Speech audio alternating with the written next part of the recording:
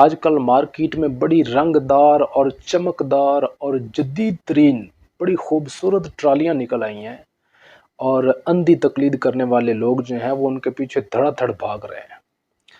یاد رہے کہ یہ ٹرالی اگرچہ اس کی قیمت 15 سے 20 لاکھ روپے ہے، لیکن اس کے پاس انجن نہیں ہے۔ یہ جہاں پہ کھڑی ہے ممکن ہے قیامت تک یہیں پہ کھڑی رہے۔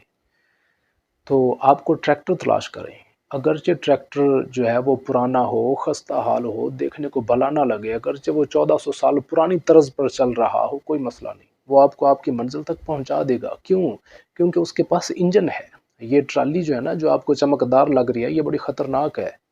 حضرت واصف علی واصف رحمۃ اللہ علیہ آپ نے فرمایا کہ اگر اسلام سیکھنا ہو نا تو پھر 1400 سال پیچھے چلے جائیں۔ تو یہ ہماری ظاہری آنکھ جو ہے، جو ہمارے کان ہیں، ان کو مغالطہ بھی ہو سکتا ہے، ان کے ساتھ دھوکہ بھی ہو سکتا ہے۔ اقبال رحمۃ اللہ علیہ آپ نے فرمایا کہ دل بینا بھی کر خدا سے طلب، یہ آنکھ کا نور دل کا نور نہیں۔